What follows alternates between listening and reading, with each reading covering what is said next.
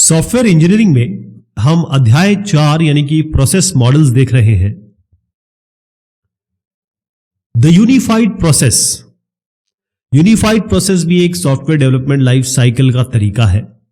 इसमें क्या हुआ कि एक तिगड़ी थी, 3 लोग, ग्रैडी बूथ साहब, डॉक्टर जेम्स रैम्बॉक साहब और डॉक्टर ईवार याकुमसन साहब। इनकी जो सेमिनल बुक है, सेमिनल का मतलब होता है ऐसा जो बहुत ही टर्निंग पॉइंट हो टेक्नोलॉजी में, तो इनकी एक बुक है यूनिफाइड प्रोसेस। इन्होंने कुछ बातें कही, बेसिकली ये ऑब्जेक्ट ओरिएंटेड पैराडाइम पे काम कर रहे थे।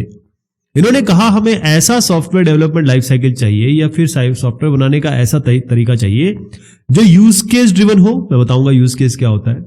आर्किटेक्चर सेंट्रिक हो, यानी कि हर जगह हम आर्किटेक्चर के बारे में बात करेंगे। इटरेटिव हो, यानी कि हम बार बार करें इसे, और हर बार जब भी करें कुछ ना कुछ एडिशन हो सॉफ्टवेयर में। तो ये 4 शब्द आप देखेंगे इस यूनिफाइड प्रोसेस में बार बार आएंगे। यूज केस ड्रिवन मतलब यूजर जो चाह रहा है उसको आप दर्ज करिए। यूजर कैसे कैसे सिस्टम से इंटरेक्ट करेगा इसको आपको दर्ज करना है और उसी के हिसाब से बनाना है, क्योंकि यूजर जो चाह रहा है, जो भोक्ता आपका चाह रहा है, स्टेक होल्डर चाह रहे हैं, वैसे तो बनाना है। आर्किटेक्चर अगर स्ट्रांग होगा, अगर आप अपना घर बनाते हैं तो पहले मॉडल बनाते हैं, उसका एक आर्किटेक्चर बनाते हैं, आर्किटेक्ट के पास जाते हैं। इटरेटिव इंक्रीमेंटल का मतलब है एक बार में तो काम होगा नहीं, बार बार आप काम करेंगे और जब भी बार का काम करेंगे आपको नई चीजें मिलेंगी तो उसको आप जोड़ेंगे। ये चीजें इन्होंने कही, इन्होंने खुद ये कहा था। तो इसकी मैं इसका सार बता देता हूं कि भाई आजकल सॉफ्टवेयर और कंप्यूटर बहुत हाई एंड हो गए हैं। हमें ऐसा सॉफ्टवेयर चाहिए जो बहुत सारी चीजें कर सकता हो, बार बार उसकी रिलीज निकाल सके, सारे चेंजेस और सारी जो भी आज की परिस्थितियां हैं उनके हिसाब से उसको ढाला जा सके। तो इन शॉर्ट इन्होंने कहा वी वांट मोर, यानी कि आजकल के जो सॉफ्टवेयर डेवलपमेंट लाइफ साइकिल्स है वो ये पूरा काम नहीं कर पा रहे हैं या नहीं कर पाएंगे, हमें कुछ अलग चाहिए। तो यहां पर इन्होंने बात की यूनिफाइड प्रोसेस की। इन्होंने क्या किया, इन्होंने कहा कि यूनिफाइड प्रोसेस में जो ट्रेडिशनल सॉफ्टवेयर प्रोसेस है, जैसे कि हम क्या क्या देख चुके हैं, वाटरफॉल मॉडल हो गया, स्पाइरल हो गया, प्रोटोटाइप हो गया, ऐसे तमाम तरीके के हमने मॉडल्स देखे। इन सब की जो अच्छी अच्छी चीजें हैं, बेस्ट फीचर, बहुत अच्छी अच्छी जो इनकी खासियत है उसको उठा लिया। लेकिन जो अजाइल सॉफ्टवेयर डेवलपमेंट है, अजाइल का सॉफ्टवेयर डेवलपमेंट का मतलब ये होता है, अजाइल मतलब होता है फ्लेक्सिबल। बिल्ली देखा आपने, चीता, बिल्ली और चीता, ये सब भी बड़े फ्लेक्सिबल होते हैं, कहीं से भी निकल जाते हैं और अपने हिसाब से अपने आप को चेंज कर लेते हैं जो भी परिस्थिति होती है। तो अजाइल के बारे में हम वैसे बात करने वाले, लेकिन अभी फिलहाल ये समझिए अजाइल मतलब परिस्थितियों के हिसाब से चेंज हो जाना। यहां पर हम जो बात करने वाले हैं वो हमारा जो फ्रेमवर्क एक्टिविटी है। आप ये ध्यान रखिए कि वाटरफॉल मॉडल ले लीजिए या कोई भी मॉडल ले लीजिए, इसमें ये फ्रेमवर्क एक्टिविटी चलती बार बार मैं बात करूंगा। कम्युनिकेशन की, आपको यूजर से बात करना पड़ेगा, फिर आपको प्लान बनाना पड़ेगा, फिर आपको मॉडल बनाना पड़ेगा। जैसे घर के लिए आप मॉडल बनाते हैं, आर्किटेक्चर बनाते हैं, वो बनाना पड़ेगा। आर्किटेक्चर और डिजाइन के हिसाब से आप कंस्ट्रक्शन करेंगे, कोडिंग करेंगे, फाइनली आप इसको यूजर को देंगे, जिसको हम डिप्लॉयमेंट कहते हैं। अब जो यूनिफाइड प्रोसेस है, इन्होंने सबसे इंपॉर्टेंस दी है कि भाई यूजर से बात करो पहले। जब तक हम कम्युनिकेशन, जब तक यूजर से बात करेंगे, रिक्वायरमेंट हमारी क्लियर नहीं होगी और हमको यूजर का पॉइंट ऑफ व्यू देखना है, कस्टमर का पॉइंट ऑफ व्यू देखना है। ये कस्टमर एक सिस्टम को कैसे देखना है, उसका दृष्टिकोण कैसा है, इसके लिए उन्होंने कहा यूज केस आपको बनाने पड़ेंगे। तो इन तीनों ने यूनिफाइड मॉडलिंग लैंग्वेज बनाई। यूनिफाइड मॉडलिंग लैंग्वेज में अलग अलग नोटेशन से डायग्राम बना सकते हैं आप। तो सबसे पहला है use case diagram. Use case diagram कुछ इस तरीके से दिखता है कि एक यूजर एक सिस्टम, जैसे ऑनलाइन शॉपिंग सिस्टम है, उसके साथ कैसे इंटरेक्ट करेगा, बाकी लोग किस सिस्टम के साथ क्या क्या इंटरेक्ट करेंगे, कौन कौन से फंक्शन उनको चाहिए, कौन कौन से वो काम करेंगे, कौन कौन से काम नहीं करेंगे। यहां पर इन्होंने जैसे डेफिनेशन में ही बोला कि भाई सॉफ्टवेयर आर्किटेक्चर बहुत जरूरी है। तो अगर आप एक घर बनाना चाहते हैं तो उसका एक मॉडल बनाएंगे, यानी आर्किटेक्चर बनाएंगे पहले, तभी तो उसके अंदर चीजें बता पाएंगे कि ये चीज यहां फिट होगी, यहां से यहां फिट होगी। तो अगर आप आर्किटेक्चर बहुत अच्छे से बना लेंगे तो आप सिस्टम को समझ जाएंगे, अंडरस्टैंडेबिलिटी बन जाएगी आपकी। सिस्टम से आपके क्या गोल है, क्या अचीव करना चाहते हैं, क्या आप फंक्शन देना चाहते हैं। इसके अलावा अगर इसमें कुछ चेंज होता है तो ऐसा बनाना है कि थोड़ा सा ये आर्किटेक्चरली फ्लेक्सिबल हो, थोड़ा बड़ा हो सकता हो, घट सकता हो। और रीयूज, अगर कोई चीज बन चुकी है उसको रीयूज कर सके। तो ये सब चीज तभी हो पाएगी जब आप आर्किटेक्चर या डिजाइन अच्छे से बनाएंगे। बेसिकली ये डिजाइन की बात हो रही है। इन्होंने कहा कि जो प्रोसेस फ्लो होगा वो इटरेटिव होगा, इंक्रीमेंटल होगा। इटरेटिव का मतलब यह है कि एक बार हम चक्र चलाएंगे और उसके बाद हर बार जब चक्र चलाएंगे कुछ ना कुछ जोड़ेंगे। तो इसमें क्या है कि जो एवोल्यूशनरी फील है, एवोल्यूशनरी प्रोसेसेस जैसे स्पाइरल वगैरह का, वो भी फील आएगा, क्योंकि आजकल के मॉडर्न सॉफ्टवेयर डेवलपमेंट में ये बहुत जरूरी है। इससे पहले कि मैं आगे बढ़ूं, आप इस चित्र को बहुत ध्यान से देखिए। ये जो चित्र है, ये पूरा का पूरा आपका यूनिफाइड प्रोसेस का है। इसमें ये सारे जो प्रोसेस है, ये सारे हम ऑलरेडी देख चुके हैं वाटरफॉल मॉडल में। ये हमारे क्लासिक फ्रेमवर्क एक्टिविटी है जो किसी भी मॉडल में होती है। यहां पर इन्होंने कहा कि हम इंसेप्शन, इलॉबरेशन, कंस्ट्रक्शन, ट्रांजिशन, ये 4 एक्टिविटी देंगे और हम इन सबको मिलाएंगे। लेकिन ये जो एक्टिविटी है, ये ऐसा नहीं कि एक जगह चलेगी। जैसे हमने रिक्वायरमेंट के बाद हम मॉडलिंग करते हैं, प्लानिंग करते हैं, तो रिक्वायरमेंट खत्म हो जाएगा, ऐसा नहीं है। इन्होंने कहा कि इंसेप्शन के लिए मान लीजिए हम जब सॉफ्टवेयर आ रहा है, बातचीत कर रहे हैं, फिर इलॉबरेशन के लिए हम ये मॉडलिंग भी चलेगी, रिक्वायरमेंट भी चलेगा, एनालिसिस भी होगी, टेस्टिंग भी होगी, सब चल रहा है। लेकिन ये पहला इटरेशन है इसका, मतलब पहली बार में। अगर पहली बार में आता है तो ठीक है, नहीं तो दूसरी बार करेंगे। जैसे कंस्ट्रक्शन है, एक बार कंस्ट्रक्ट किया, फिर उसके बाद दोबारा यही सारे करके फिर कंस्ट्रक्ट किया, ये 4 इटरेशन में फिर फाइनल आपका कोड तैयार हुआ। इसी तरीके से ट्रांजिशन, तो इसमें क्या किया, ये जो क्लासिकल एक्टिविटीज है ना जो हमारी, उन सबको जोड़ दिया। पहला जो इसमें फेज आता है वो इंसेप्शन फेज। इंसेप्शन फेज को देखिएगा कि जो हमारे classic software development life cycle होती है, इसकी कम्युनिकेशन एक्टिविटी और इसकी प्लानिंग एक्टिविटी को इंसेप्शन एक्टिविटी कहा गया। तो इंसेप्शन एक्टिविटी क्या हो गई, कम्युनिकेशन और प्लानिंग को मिला के बन गई। ठीक, इन्होंने ये नाम दिया। अब इसमें इन्होंने कहा कि पहले आप स्टेक होल्डर से बात करिए, सारी रिक्वायरमेंट समझिए, उसके बाद एक रफ आर्किटेक्चर, ध्यान रखिएगा जो इंसेप्शन फेज है इसमें पूरा आर्किटेक्चर नहीं बनता है, केवल एक रफ आर्किटेक्चर बनता है। और आगे का प्लान होता है कि भाई हम इसको इटरेटिव इंक्रीमेंटल कैसे बनाएंगे, हमको कितने 1 करना है, 2 करना है, कितने इंक्रीमेंट इस पे जाने हैं। यहां पर क्या होगा कि शुरुआत में यूजर से बात कर रहे हो आप, तो यूजर के लिए यूज केस बनाने होंगे। जैसे मैं ये बता रहा हूं, यूजर कैसे इंटरेक्ट करने वाला है सिस्टम से, क्या क्या उसको फंक्शन फीचर चाहिए, वो यहीं क्लियर हो जाएंगे। इस यूज केस डायग्राम से बन जाएगा। अब आपने आर्किटेक्चर, जो मैंने कहा रफ आर्किटेक्चर बना रहे हैं, उसमें आप क्या करेंगे, कौन कौन से मेजर सब सिस्टम्स आएंगे। यानी एक बहुत बड़ा सिस्टम है, उसमें आपको पता है कि ये छोटा पार्ट और ये छोटा पार्ट नहीं, जो बड़े बड़े पार्ट है वो हमें चाहिए। फंक्शन फीचर जो यूजर के लिए एकदम ज्यादा इंपॉर्टेंट है वो आप आ जाएंगे, ले लेंगे। उसके बाद आर्किटेक्चर को थोड़ा रिफाइन किया जाएगा, क्योंकि बहुत सारे व्यूज, अगर एक बिलिंग सिस्टम है उसमें आप यूजर भी होगा और जो बिलिंग सिस्टम को जिसने बनाया है एडमिनिस्ट्रेटर वो भी होगा, सबका व्यू यहां पर देखना पड़ेगा। यहां पर इसी जगह पे हम जब प्लानिंग पे आएंगे तो आप देखेंगे, मैं भी बताता हूं आपको, क्योंकि ये प्लानिंग और कम्युनिकेशन इन्होंने दोनों इंसेप्शन पे ले लिया है। अब प्लानिंग का मतलब क्या होता है, हमको प्लान करना पड़ता है कि भाई हमारे पास आदमी कितने हैं, कंप्यूटर कितने हैं, रिस्क क्या है, जोखिम क्या है, हमारा शेड्यूल कितना है, 2 साल का काम है, हमको जल्दी से जल्दी कंप्लीट करना होगा इसको, कितने फेजेस लगेंगे इसमें, कितने इंक्रीमेंट हमको करने पड़ेंगे हर फेज में। इसके बाद आता है इलॉबरेशन फेज। यहां पर मैंने एक डायग्राम आपको बताने की कोशिश की है कि कैसे इलॉबरेशन फेज का एक इटरेशन हो रहा है। तो देखिए, इटरेशन 1 है, 2 है, 3। इलॉबरेशन के ही 3 इटरेशन है, 3 बार ये चक्र चलेगा इन सब का।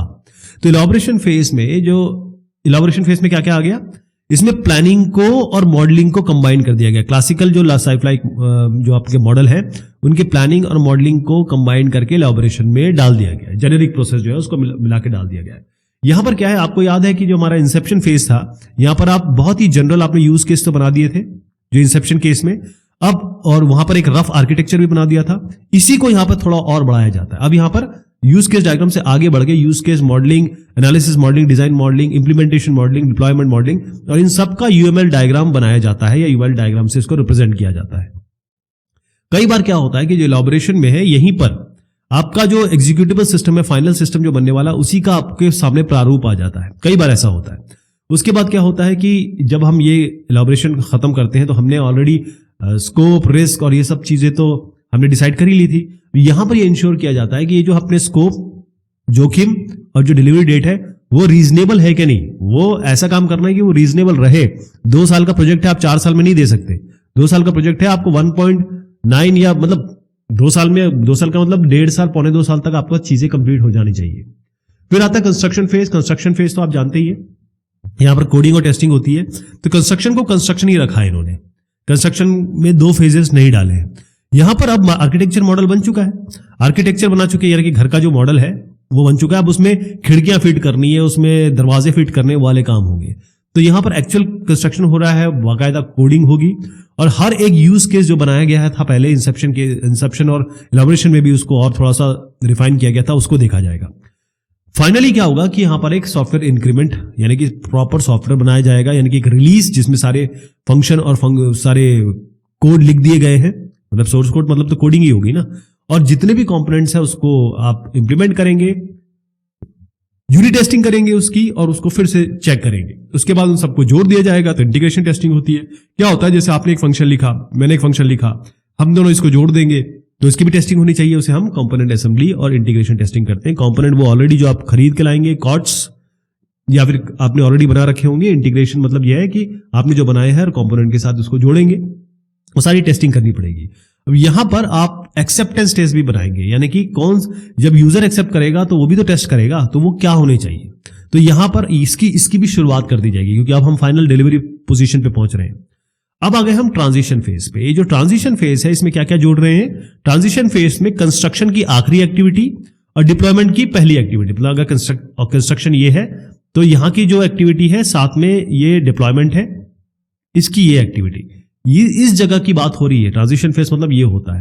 तो यहां पर यूजर को आप सॉफ्टवेयर दे देंगे जो आपने बना दिया है, रिलीज दे देंगे या इंक्रीमेंटल जो रिलीज है, और बीटा टेस्टिंग के लिए, बीटा टेस्टिंग मतलब यूजर को देके यूजर से इनपुट लेते हैं, ये वहां पर ही आपके लोग भी रहेंगे और जो भी फीडबैक मिलेगा उस हिसाब से आप जो कमियां है, दूरी है, मतलब उसको दूर करेंगे। तो बेसिकली आप उसके साथ सपोर्ट इन्फॉर्मेशन बनाएंगे, क्योंकि आपको यूजर के लिए यूजर मैनुअल बनाना पड़ेगा, यूजर गाइड बनाना पड़ेगा, कोई ट्रबल शूटिंग गाइड बनानी पड़ सकती है, कोई इंस्टॉलेशन कैसे करें वो प्रोसीजर आपको बताने पड़ते हैं, वो सब चीजें इसमें आप बनाएंगे।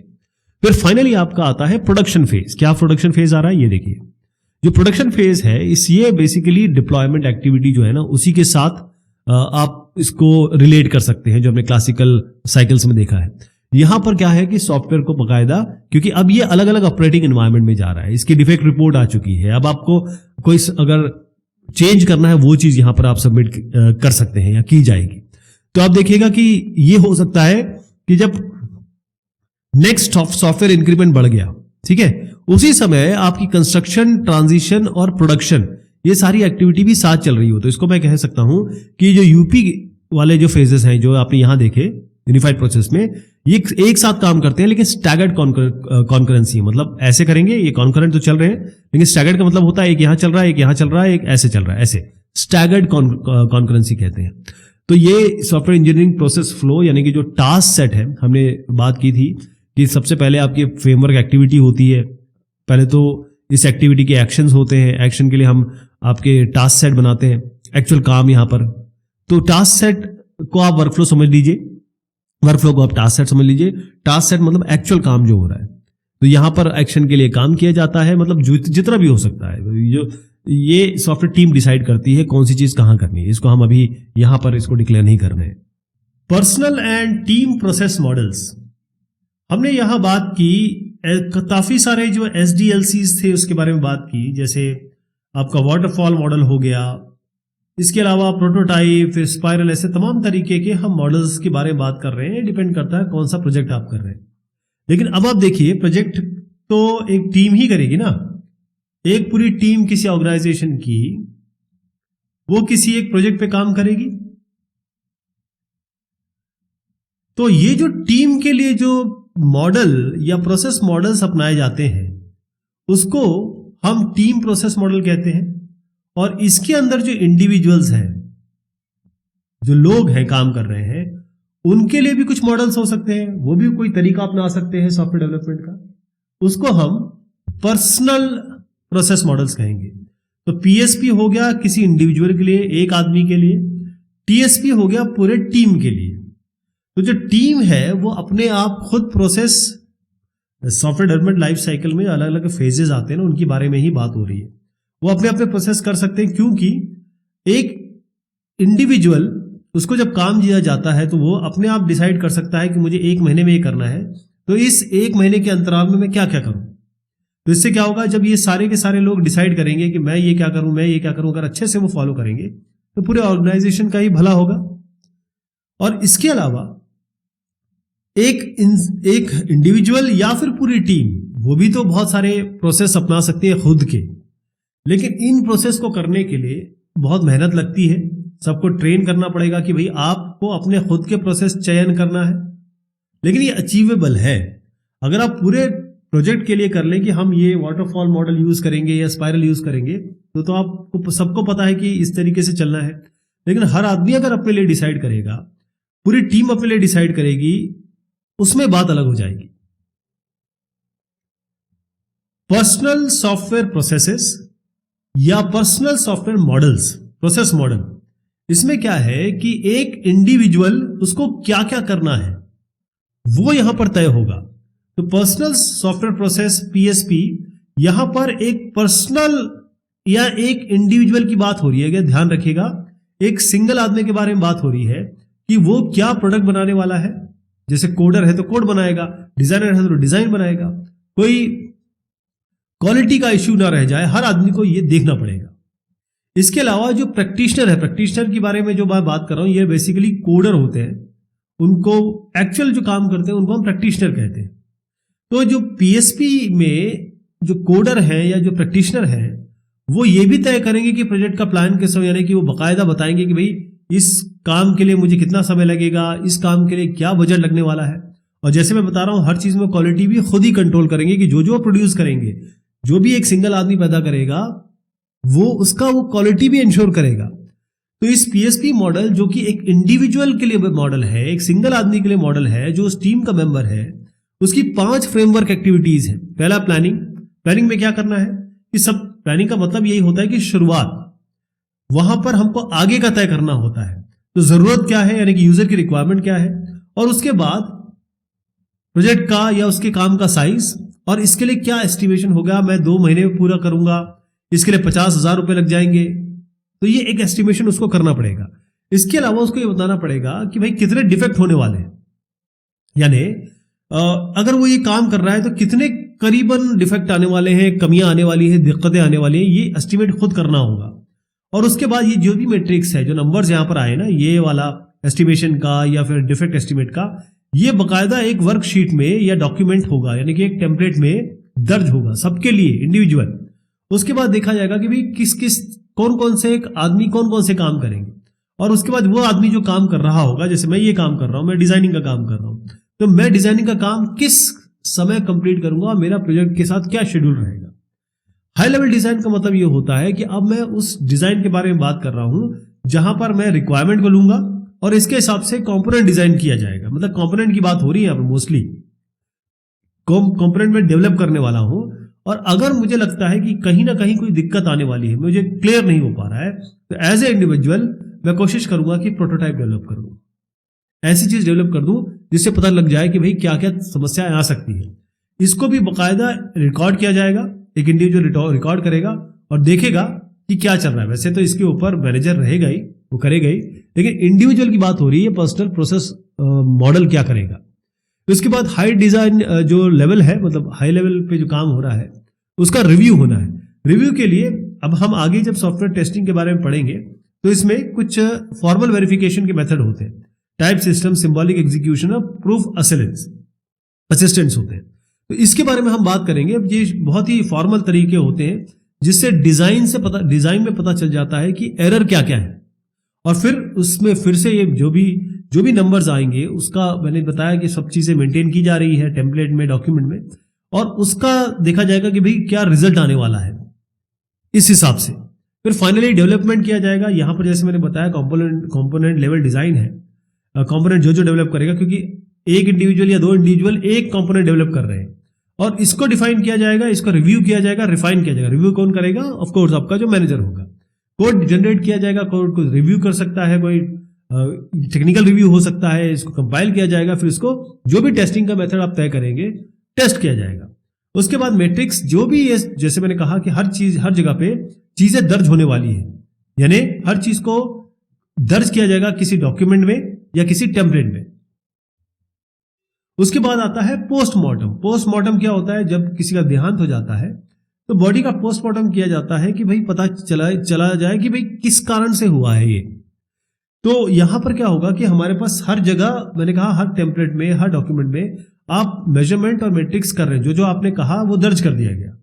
अब जो भी आपने मैट्रिक्स और मेजर कलेक्ट किया है उसके हिसाब से ये प्रोसेस जो आपने अपनाया वो कितना सही था, कितना आप लैग किया है आपने, ये सब यहां पर फाइंड आउट किया जाता है, पता चला जाता है। मेजर और मैट्रिक्स, ये आपको ये बताया जाता है कि भाई जब हमको पता चल गया कि इस चीज से प्रोसेस में कोई दिक्कत आई, तो यही फीडबैक की तरह काम करता है कि इसको और इफेक्टिव बनाया जा सकता है और अच्छा बनाया जा सकता है। क्या क्या चीजें हैं जो हमें और परिवर्तन करनी पड़ेंगी। ये जो पीएसपी होता है ना, इसका मेन एम ये है कि भाई सबसे पहले एरर जो कमियां आ सकती है, आपने देखा था इसमें सबसे पहले ये था कि आपको खुद एस्टिमेट करना पड़ेगा कि क्या कितने एरर हो सकते हैं इसमें। तो पहली चीज इसमें यह है कि जितनी गलतियां हो सकती हैं, कमियां हो सकती हैं, उसको पहले ही आप पता कर लें, पहले उसका आकलन कर लें। और इसके लिए बहुत जबरदस्त असेसमेंट होता है, मूल्यांकन होता है, पता करना होता है कि जो वर्क प्रोडक्ट, चाहे आप डॉक्यूमेंट प्रोड्यूस कर रहे हैं, चाहे कोड प्रोड्यूस कर रहे हैं, उसका असेसमेंट होना, मूल्यांकन होना जरूरी है।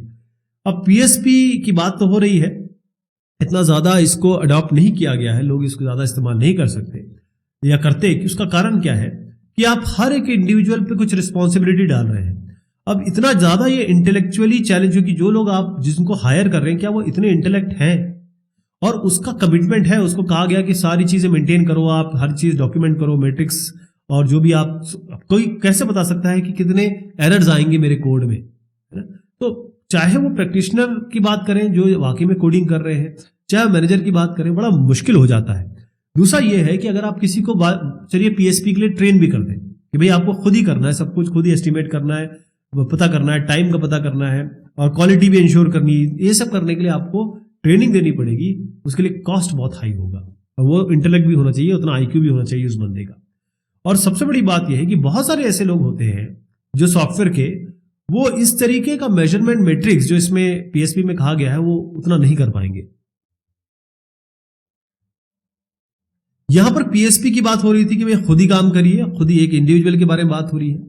लेकिन जब टीएसपी की बात हो रही है तो हम क्या कहते हैं, जैसे हम पीएसपी की बात करते हैं तो पर्सनल हो जाता है, वो एक इंडिविजुअल के बारे में हो जाता है, चाहे वो मैनेजर हो, चाहे वो आपका प्रैक्टिशनर हो, यानी बाकी जो कोड करते हैं, जो एक्चुअल वर्क प्रोडक्ट बनाते हैं। तो जो टीम सॉफ्टवेयर प्रोसेस है वो सभी के लिए लागू होगा, पूरी टीम के लिए लागू होगा। या एक बड़ी टीम है तो उसके जो सब टीम बनी है, सब कमिटीज बनी है, उनके लिए लागू होगा। तो टीएसपी का मेन ये है कि भाई एक ऐसा सेल्फ डायरेक्टेड प्रोजेक्ट टीम बनाई जाए। सेल्फ डायरेक्टेड का मतलब होता है टीम अपने हिसाब से डिसाइड करे कि किस तरीके से हमको एक अच्छा सॉफ्टवेयर बनाना है। वाटरफॉल मॉडल अगर आप ना लेंगे तो आपको सब पता है, स्पाइरल में क्या करना है आपको पता है, लेकिन यहां पर बात हो रही है कि आप खुद ही तय करें कि आपको करना क्या है। तो हम्फ्री साहब ने ये जो टीएसपी के लिए कुछ चीजें डिसाइड की थी और इसी टीएसपी से पीएसपी निकला है। ध्यान रखिएगा, जब एक इंडिविजुअल की बात करते हैं तो वही इंडिविजुअल टीम का पार्ट है। तो यहां पर इन्होंने कहा था कि भाई जो टीम है वो सेल्फ डायरेक्टेड होगी, यानी कि खुद ही प्लान करेगी, खुद ही देखेगी क्या क्या काम करना है, क्या गोल्स होने चाहिए और कौन कौन से प्रोसेसों से आप अडॉप्ट करने हैं। अगर हो सकता है बहुत सारे जो सॉफ्टवेयर डेवलपमेंट लाइफ साइकिल है उसके अच्छे अच्छे प्रोसेस ये ले ले, है ना। तो ये जो टीम है ये 3 से लेकर 20 तक इंजीनियर हो सकते हैं इसमें, 3 से 20 तक। मान लीजिए 70 की टीम है तो 20-20 करके आप बना लीजिए, 20-20-20 10 ऐसे करके बना लीजिए, और वो हर एक टीम पे ये सॉफ्टवेयर प्रोसेस उसको अपनाना पड़ेगा। ये जो हम्फ्री साहब ने एक और चीज इसमें कही थी कि ये मैनेजर को बताता है, या कहें कि कैसे वो टीम को कोच करे। जैसे कोई भी क्रिकेट टीम या हॉकी टीम का एक कोच होता है ना, तो वो बताना पड़ता है टीम को कि कैसे वो सक्सेस अचीव कर सकती है, ये मैनेजर बताएगा। और उसके बाद वो ये टीम को ये फोर्स करना है, ये टीम के दिमाग में डालना है कि जो भी आप काम कर रहे हैं कम से कम CMMI लेवल 5 का हो। अब मैं CMMI के बारे में आगे बात करूंगा, लेकिन इसके जो लेवल होते हैं इनिशियल, मैनेज, डिफाइंड और क्वांटिटेटिवली मैनेज्ड और ऑप्टिमाइजिंग, तो ऑप्टिमाइज लेवल पे होना चाहिए। इसके बाद क्योंकि ये मैच्योरिटी लेवल है, तो जितना ज्यादा आप अच्छा समझाएंगे उतना ज्यादा हाई मैच्योरिटी ऑर्गेनाइजेशन बनेगा, क्योंकि टीम बेसिकली किसी कंपनी की होगी और कंपनी मतलब ऑर्गेनाइजेशन होगा, और उसमें जितना अच्छा आप काम करेंगे उतना बेहतर होगा। देखिए इसमें क्या होता है कि ये सब चीजें सीखने के लिए आपको किसी यूनिवर्सिटी में टीचिंग लेनी पड़ती है, कोशिश करनी पड़ती है। तो क्यों ना ये सब चीजों को वहीं सिखाया जाए, ये हम्फ्री साहब ने कहा। तो टीएसपी के बारे में बात करें या पीएसपी के बारे में बात करें, जब हम पीएसपी के बारे में बात करें, ये सब पीएसपी चल रहा है, ध्यान रखिए। मैं टीएसपी मैंने इसलिए लिखा हुआ है क्योंकि टीएसपी और पीएसपी बहुत जुड़े हुए हैं। पीएसपी से ही आपकी ये टीएसपी से ही, ये टीएसपी जो निकलेगा ना वो पीएसपी से ही निकल रहा है, ये टीम सॉफ्टवेयर प्रोसेस है। तो पीएसपी टीएसपी साथ चलते हैं। एक सेल्फ डायरेक्टेड टीम है, उसका ये होता है कि भाई उसके क्रिस्टल क्लियर आगे के विचार हैं कि भाई गोल क्या होना चाहिए, ऑब्जेक्टिव क्या होना चाहिए। अब यही जो टीम है, जो सेल्फ डायरेक्टेड टीम है, वो खुद ही डिसाइड करती है कि सबका रोल क्या होगा, रिस्पॉन्सिबिलिटी क्या होगी हर एक टीम मेंबर की। एक एक टीम मेंबर के बारे में बात कर रहा हूं। इसके अलावा क्या ये प्रोडक्ट देने वाला है, इसकी क्वालिटी कैसे इंश्योर की जाएगी, क्या हम जो इसमें टीम प्रोसेस लगाएं ताकि हमको सक्सेस मिले।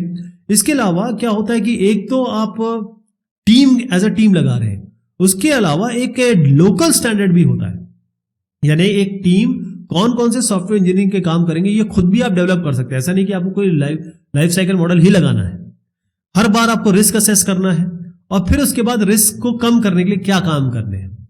बेसिकली ये जो बात है वो ये है कि आप ट्रैक कर सकें अपने प्रोजेक्ट को, मैनेज कर सकें और जो भी प्रोजेक्ट का स्टेटस है उसको बता सकें, ये इसके लिए होता है। टीएसपी में जो जो फ्रेमवर्क एक्टिविटी होती है उसमें है आपका प्रोजेक्ट का launching, high level design, implementation, फिर इंटीग्रेशन, टेस्टिंग और पोस्टमार्टम। जो पोस्टमार्टम होता है बेसिकली ये प्रोसेस इंप्रूवमेंट के लिए होता है, जैसे सीएमएम का जो लेवल है वो अचीव करने के लिए कि भाई हमको 5 लेवल चाहिए। टीएसपी में बहुत सारी चीजें यूज होती है। पहली चीज तो है स्क्रिप्ट। अगर आप देखें यहां पर दर्ज भी किया गया है कि आपको स्क्रिप्ट लिखनी पड़ती है, स्क्रिप्ट होती है, फॉर्म्स होते हैं, स्टैंडर्ड्स होते हैं, क्योंकि यहां पर आपको टीम मेंबर को गाइड करने के लिए कुछ ना कुछ तो देना पड़ेगा कि भाई ये आपका स्क्रिप्ट है, ये फॉर्म है, ये स्टैंडर्ड आपको फॉलो करने हैं। तो स्क्रिप्ट्स होते क्या है इसमें, अगर हम स्क्रिप्ट को थोड़ा सा बड़े तौर पे देखें तो ये आपको प्रोजेक्ट की एक्टिविटी बताते हैं कि प्रोजेक्ट का लॉन्च कब होने वाला है, इसका डिजाइन कैसे होगा, इसको इंप्लीमेंट कैसे करेंगे, इसका इंटीग्रेशन कैसे होगा, सिस्टम टेस्टिंग कैसी होगी और बाद में पोस्टमार्टम कैसे होगा। पोस्टमार्टम को आप ये कह सकते हैं कि भी आगे चल के आप मेंटेनेंस की बात कर सकते हैं। और इसके अलावा बहुत सारे डिटेल्ड वर्क फंक्शन भी है कि क्या क्या काम होंगे और क्या क्या काम जो होंगे उसका, जैसे डेवलपमेंट प्लानिंग है कि भाई ये डेवलप कैसे होगा, रिक्वायरमेंट कैसे आएगी, अगर कोई चेंज होगा उसको कैसे मैनेज करेंगे और टेस्टिंग कैसे होनी है, ये स्क्रिप्ट में दर्ज होगा। तो टीएसपी में सबसे इंपॉर्टेंट बात है कि जो सबसे अच्छी टीम होती है वो खुद अपने आप तय करती है। इसी को हम सेल्फ डायरेक्टेड कहते हैं। टीम को आपको बताना नहीं पड़ता, टीम का मैनेजर ही खुद डिसाइड कर लेगा। तो टीम मेंबर ये ऑब्जेक्टिव डिसाइड करते हैं, उसको पाने की कोशिश करते हैं, प्रोजेक्ट शेड्यूल को पाने की कोशिश करते हैं और हर बार जो मेजरमेंट करते हैं, क्योंकि हर चीज में मैट्रिक्स होती है, हर चीज में नंबर आएंगे और उसी नंबर से पता चलता है कि हम कहाँ पीछे हैं, कहाँ हम आगे हैं। और यहीं पे हम हमेशा जो भी सॉफ्टवेयर इंजीनियरिंग के लिए अप्रोच लगा रहे हैं, कोई भी अप्रोच हो सकती है, खुद की डेवलप की होगी या जो प्रोजेक्ट चल रहे हैं उनकी ली हुई होगी, लेकिन मेन चीज है डेवलप करना। Process technology. अब प्रोसेस टेक्नोलॉजी में क्या है कि मैंने आपको बताया था कि जो प्रोसेस है वो एक लेयर्ड टेक्नोलॉजी है। तो इस लेयर टेक्नोलॉजी में यहां हम बात करते हैं टूल। तो होता यह है कि हमारे पास चाहे हम फ्रेमवर्क एक्टिविटी बात करें जो सॉफ्टवेयर डेवलपमेंट लाइफ साइकिल की होती है ना, शुरुआत हम करते हैं रिक्वायरमेंट एनालिसिस से, फाइनली हम टेस्टिंग और मेंटेनेंस तक जाते हैं।